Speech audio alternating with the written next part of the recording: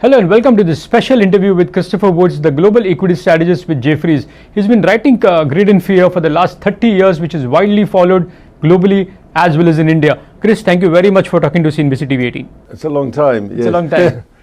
So it's become a habit, I suppose. But briefly, if you want to tell us how it all started, 30 years back, started writing for liking a column called Greed and Fear. How it all started? Well, actually, I started writing Greed and Fear with a different investment bank called Peregrine, which was famous back then, with Hong Kong based, but which went bust in the Asian crisis. And in those days, people used to refer to fear and greed. So I just decided to turn it around to Greed and Fear and make that the title. Okay. Because the common saying then was not greed and fear, it was fear and greed. Okay. People said markets were driven by fear and greed, so I turned it around. Oh, okay. Interesting. Okay, let's start with the with your views on the global setup, on the global markets. I'll come to India as well, but first on the global markets. And the big buzzword of late has been AI. And I was reading a report as well. There is a lot of fear among the investors that whether AI is going to eat software. You've written a note as well on that in your latest Greed and Fear column. Tell us about what your views are on AI and how much it's going to impact the software industry. Well, many years ago, a famous venture capitalist came out with this saying, software will eat the world. I think he said that about 2011, which actually turned out to be quite correct. So yeah, I think conceptually that's what we need to think about. Will AI eat software? I'm not 100% qualified to opine on that, but it makes a certain intuitive sense. But from a stock market standpoint, what my view this year was that I called my quarterly at the start of the year AI crunch point. So I think the way to look at it, we've been in a 3-year AI capex arms race, which kicked off the beginning of 2023 when we had the Microsoft investment to OpenAI, which basically made the market focus on this AI thematic. And I think the challenge represented by OpenAI and the chat box prompted this massive capex surge by the hyperscalers. This year, the 4 hyperscalers are projecting to spend, I think, around $620 billion US, which is an enormous amount of money. And my base case is that this will be the year where we start to see the market question whether they're ever going to get returns on this massive investment. Sure. And we actually started to see that questioning begin in the most recent quarterly earnings. And I think, the key point is just beginning. So there's lots of room for those concerns to grow. So that has now commenced. But then we have, what we've also had in the last month is this sudden derating of the software stocks in the US. But the significant point there to me from a financial contagion effect is that software is the area where the US private equity, private credit industry has both invested in and lent to in the last several years. And in my view, it's self-evidently risky to do a leverage buyout on a software company. We're talking about leverage buyouts in America. I'm not talking about private equity in India.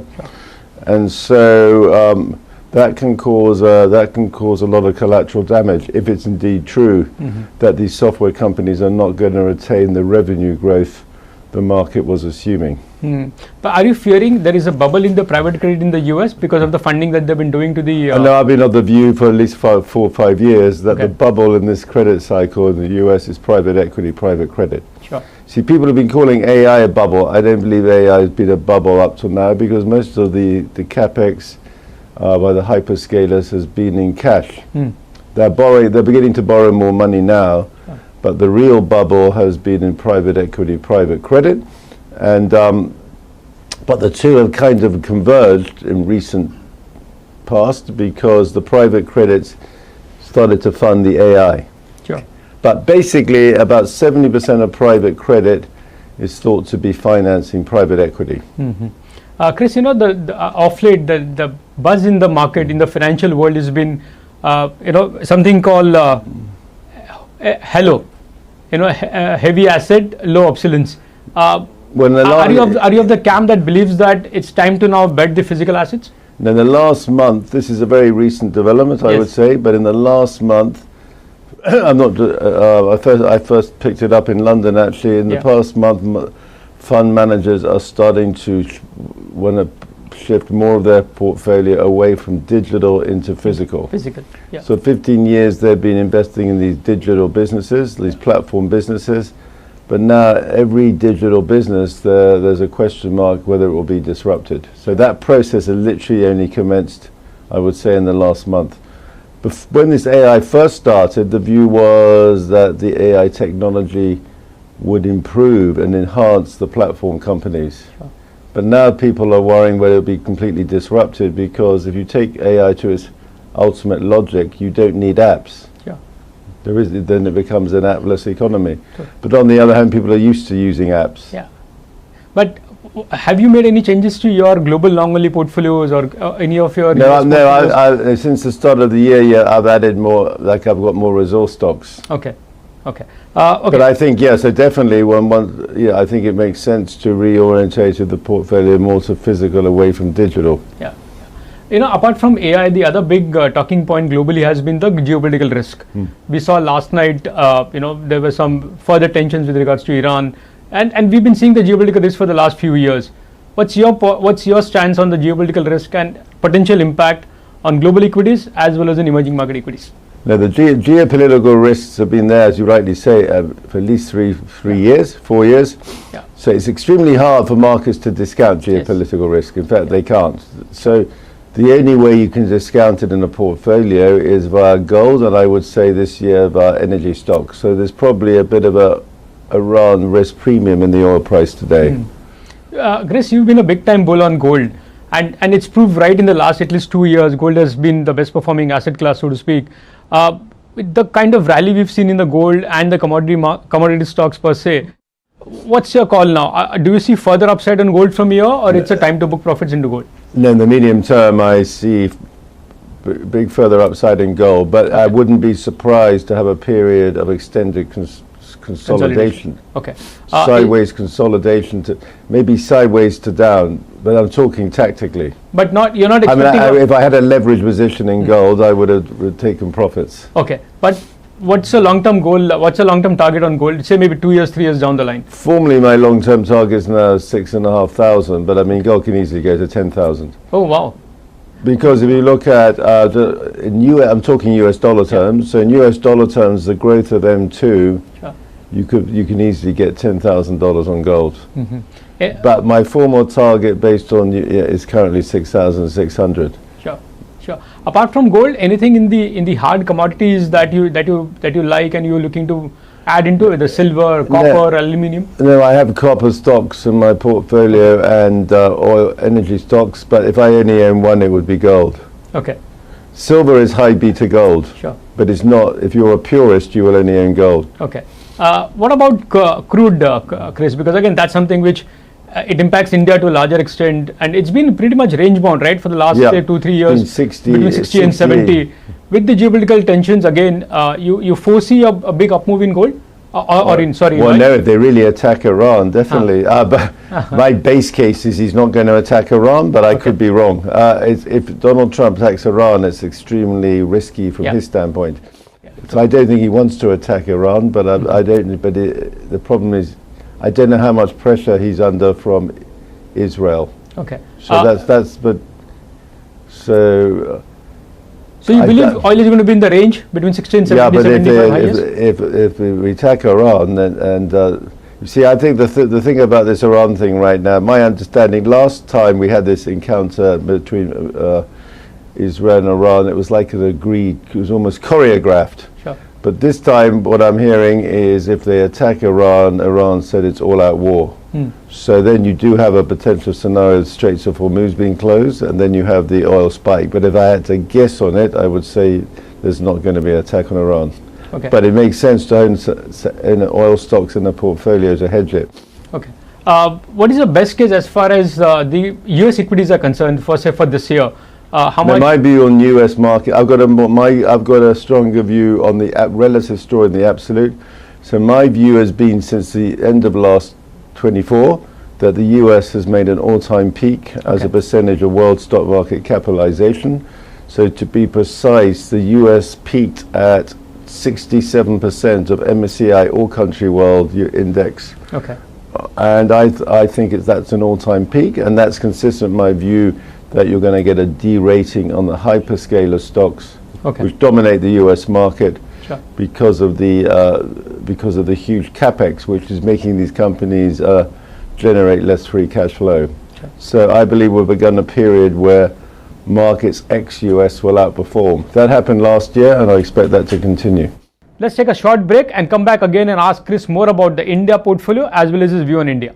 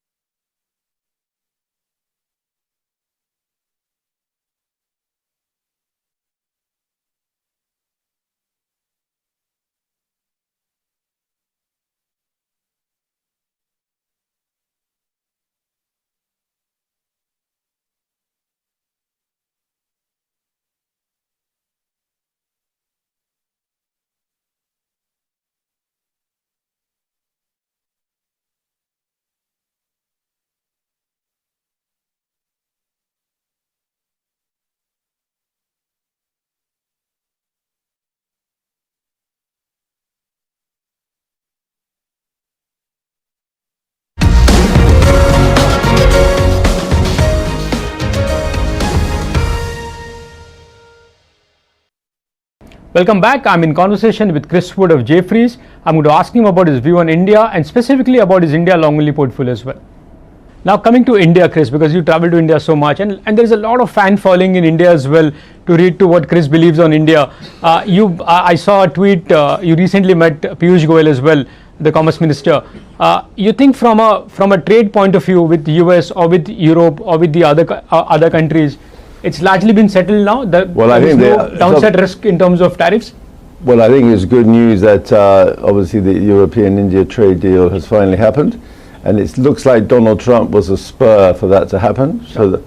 So that's a sort of indirect positive. On the tariff thing, I personally think there's a chance that Donald Trump backs off the whole tariff agenda, although he's not going to admit it in public. Okay. The reason I say that is the polls show in America, we've got the midterm elections this year, and the polls show that the tariffs are not popular amongst ordinary Americans. because despite the inflation data in the US, which looks relatively benign, it's quite clear from the opinion polls that ordinary Americans feel the cost of living. And I just don't think the tariffs are popular. Okay. So I think there's a good chance he sort of quietly backs off the whole agenda without admitting it. Okay. Well, that will be a great news, right, for countries like India. Yeah. But even if he doesn't back off, because it's not popular right now, he's losing the midterm elections. Sure. Even though if he doesn't back off, still at the current rates what we are with the US and with the European nations, you think it's pretty okay for India to do well from here? But I don't. Hopefully, the experience with the US prompted the Indian exporters to look for other markets. I think one unfortunate consequence of the tariffs, though, is that I think the central bank allowed the currency to weaken more last year to support the export industry. But personally, I think that was a mistake because the rupee going through the 90 level is a key psychological level. And I think a lot of Indian corporates were not positioned for that because I met many Indian corporates in the last few years who basically have been of the view that depreciation is going to be less going forward. Yeah. So I think that's been a negative. It's also negative from the point of view of foreign investors. Yes. Because it made the rupee India underperformance worse last year. Yeah. And again, it wasn't expected. Sure. From a flow perspective, Chris, because you spoke about rupee being a bit negative for the FIs, we've seen first signs of FI money coming back into the Indian markets. This month we saw nearly $2.5 billion of inflows from the FIs. The FI holding in India is the lowest in the last, say, 10 to 15 years. You talk to a lot of global investors as well, look at India. What's the sense you get? Is it that you're going to see a lot of FIs coming back to India now? No, you're only for real flows into India to happen. One or two things have to happen. One, the Indian market has to fall a lot so it becomes very cheap. Okay. So that, in my view, will only happen if we suddenly see these SIP flows stop. Breaking off. Okay. Which is not my base case. Sure. My base case, the flows keep coming. So in that case, the only way we're going to get big foreign money into India is if this whole semiconductor trade peaks. Okay. And we get a sharp sell-off in the semiconductor stocks in markets like Taiwan and Korea. Yeah. And you know that the more the market questions the capex, the more the chances of that happening grows. So if I had to guess on it, it's more likely to be the second than the first. Okay. Okay. One from a sector point of view, the one sector which everybody's been talking about of late is a sharp sell-off in the Indian IT names. Sitting out of India, looking at all global markets in terms of tech stocks, what's your view on Indian stocks now? I know your analyst has downgraded recently all the Indian names. But the IT services. Yeah, IT services. But what's your thought on the IT services? No, I haven't got the IT services in my portfolio, but factually I never have. Never had that because I've always had a Indian green venture portfolio more focused on the domestic side. But at some point there's going to be a counter trend rally in these software stocks because it's not like these businesses are disappearing tomorrow. Yeah. So I think the role of Indian IT services will be to help corporates migrate to small business models, the small language models designed for their own purposes. Okay. So there's a role for the IT services, but you know the long-term growth, revenue growth, is going to be less than people were hoping for probably, and they're going to be. I think importantly for the economy, the risk is they're employing fewer people. So while there can be a counter-trend move, I don't think they're a structural hold. No. Sure, but do you foresee or do you see a risk of a second-level impact on, say, consumption and the real estate stocks in India on the back of sharp sell-off in the IT names? That risk exists definitely, but I think that risk in the first instance is greatest in the developed world. Sure. So these predictions of all these white-collar job losses, which are potentially very bearish, if that's going to happen, it's going to happen first, in my view, in the developed world. Okay. Okay. But and then it's going to happen first in America. Sure. And then you will have a risk on the consumer lending portfolios. No, the reason I asked you is because in your India model portfolio, you have exposure to a lot of the real estate names. Well, not a lot, but some of those real estate names you have an exposure to. Yeah, I'm quite comfortable. Okay. Now the foreigners tended to own those stocks, not the domestics. Yeah. So I think they've been hit by foreign outflows. Sure. But the way I see some of the prominent Indian real estate companies is that they've taken market share. Yeah, these stocks are not expensive, so I'm comfortable. Yeah, I'd rather own them than the IT services. Sure. Chris, the other big sector in India has been the financials, and I believe you have a lot of exposure to the private bank names, even for that matter, SBI. No, less than historically. Huh? You've been less than historically. Less than historically. What's your view on the financials now? Because things seems to be improving. Credit cycle is on a verge of improving. No, the loan quality is low. Yeah, the loan growth is picking up, and the monetary easing is probably nearly over. So I think I think it's improving. But I don't think the private sector banks will ever be as great a story as they were in the first 20 years of this century. Okay, but but I think they're fine. But I just don't. They were very, they were the single best story for many years. Sure. So while 20 years back, financial was the best story. For the next 10 to 15 years, 20 years, to your mind, what is going to be the best story in India? Well, I just think you need. I mean, I think you can still own the banks like in any market, but I think got to look at things more infrastructure related too. Okay. All the infrastructure names in India? Well, just I mean, one very simple way is to invest in airport related infrastructure. Okay. Because that's all capturing the consumption. Right. So right now, today, you see, you could own a travel platform, which is geared to the travel. Yeah. But the risk is the travel platform could be disrupted. But if you own a stock geared to an airport and consumption at the airport, there's just much less risk of disruption. Right. So that's a good example of moving from digital to physical. Sure. Now maybe the travel platform won't be disrupted. Yeah. But I personally don't know. Okay. And will people just still use the travel platform because they're used to using it, or will they? And my guess, the older the person, the more they'll just stick with what they're used to, whereas the younger the person, the more likely to go direct. Right. Chris, the other risk or the other fear in the market is with the fall in the IT names and the kind of AI disruption we are seeing globally, the risk is being perceived in a lot of the platform businesses in India as well. You have exposure to some of those names. Given the global experiences, what's your thought? I've reduced them. So to me, is that a risk to your mind that they can be a risk with the AI? No, clearly it's a risk. Oh. But I would say that if there's a physical aspect to the platform company, it's less risky than if there's no physical aspect. Okay. So there's a delivery function that's a physical aspect. Sure. A very curious question which somebody has thrown to me. A very I'll say young investor. He was very curious to understand what made you bullish or add Indigo into your long only portfolio. Well, I used to have it. I took it out, but I put it back in because it's very unusual to have such a dominant airline in a market. Yeah, and profitable one. Yeah, but you got the example in Europe of a very successful example of Ryanair. Okay. See that. By the way, that reminds me of one point about AI. I've been saying because the internet economy created these winner-takes-all platforms. Sure. But the risk is that the AI economy turns out to be more like the airline industry, very capex intensive. Sure. A word on some of the big corporates in India. You met a lot of them. You track some of those big corporates as well. The likes of JSW Group, the likes of Adani Group. Anything that stands out for you in terms of big corporate which can emerge as a real big winner in the next few years from you? Well, no, I just think that there's been a lack of private sector capex in the economy as a whole. Yeah.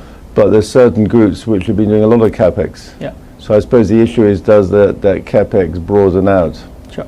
Hopefully it does. Okay. You expect a lot of the private capex to pick up from here now? Well, I'm hoping it picks up, but I mean we can't assume that because that's in the last 10 years the biggest driver of capex, as you know, was the government. Okay. But the government can't do it forever. Yeah, exactly. So you expect that to change from government capex to private capex? That's what should happen. Sure. So we have to monitor. Sure. Chris, the other big theme in the last 1.5 years is the government shift from capex to consumption. We saw it in the last budget, in this budget as well. Let's say from this a portfolio budget. perspective, you think there is a time to now shift from capex to consumption names? No, I think that was a year ago. Yeah, but that trend seems to be continuing, right? They've done the GST cuts as well. There is a massive rate cut which is behind now for us. Yeah. In that sense, you think consumption as a sector should do well from here? Yeah, but I think the real timing of that was a year ago. Okay. That was the inflection point. Okay. So the question right now is, do you go back into some capex names? Okay. That's going to be a big theme for Chris Wood in the next 1 year? Well, at the margin, yeah, but I don't want to bang. It's much more important what happens in AI. But basically, we've gone from, I think the inflection point from capex to consumption really happened a year ago. Okay. Okay. Just before I let you go, Chris, one big assumption for India and your one big bet as far as India is concerned, with a slightly longer view, like say 3 to 5 year view, what would be that? Well, I think from a stock market standpoint, it's very important these flows continue. Okay. SIP flows. Okay. So in that sense, what we've avoided in India, which you have a lot in America, you have in America big passive investment. Sure. Everybody investing in the same index products, like linked to the S&P. So that actually creates a risk on the downside because everybody owns the same stocks and there's a market panic. Correct. You can have a big overshoot on the downside, which is a risk now facing the US market. So in India, it's been very healthy that we don't have this indexing. We have, we have active fund managers. Sure. And the flows. So I think that's a very important for the Indian stock market that keeps going. Chris, your India strategist believes that earnings are on an upcycle now. The large part of the downgrades are done. No, we're hoping the earnings, an upcycle. we're hoping the earnings pick up this year, and we're hoping we get about 10% nominal growth. Okay, but will it mean that the focus can shift back to the broader market names, the mid and small cap names, which it should mean that. Yeah. Is that something you'll be looking for? I think in the long run, the interesting stories in India are in the small mid-cap space. There's lots of interesting smaller companies. It's just you have very high valuations. Chris, thank you very much for talking to CNBC TV18. It was an enriching discussion from global to local to as well as geopolitical risks.